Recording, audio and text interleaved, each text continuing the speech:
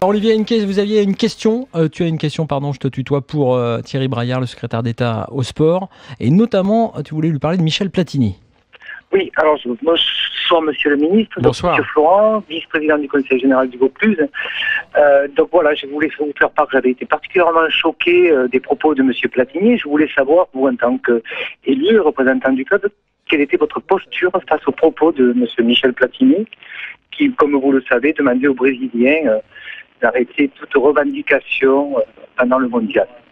Sachant évidemment tout ce qui s'est passé pendant la construction des stades et qu'aujourd'hui on sait et nous savons tous que par exemple les SDF sont chassés des villes pour que la ville soit bien propre pour les touristes.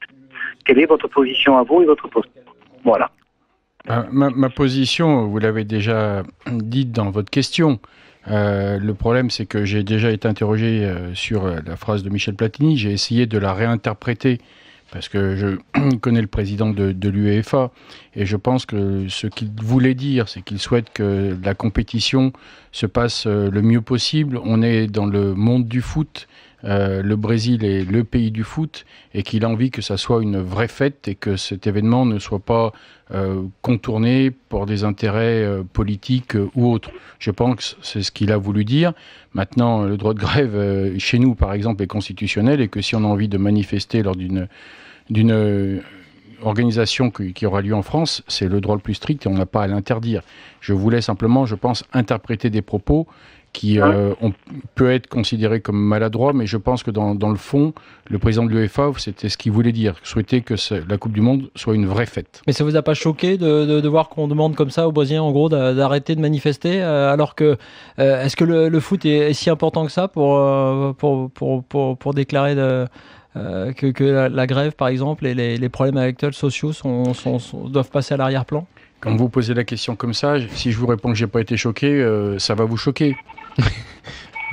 Oui. Bon, très bien. Une autre question, Olivier?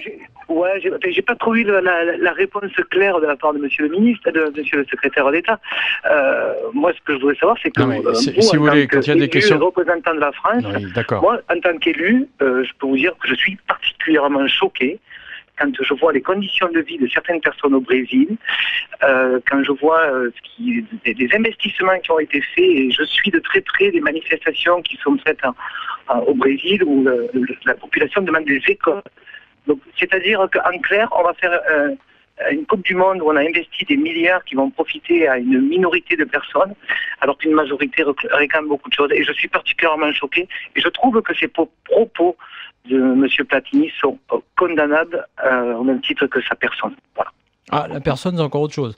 Bon, je voulais simplement dire attention sur les propos que vous tenez. Sachez quand même que dans une organisation d'une manifestation, il y a la colonne dépenses, vous venez de la parler, mais il y a aussi la colonne recettes. Je rebondis sur la question du député.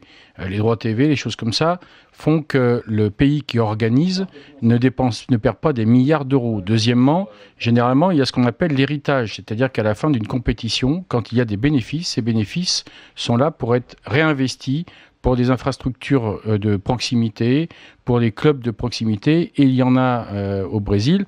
Sachez par exemple que RAI a une fondation qui va se servir de la Coupe du Monde pour créer de très nombreuses infrastructures de proximité dans les favelas qui vont profiter à toute la population et celle qui a le moins de difficultés. Donc faites attention de ne pas faire aussi des interprétations trop grossières. Le problème est plus précis que cela, si je peux me permettre.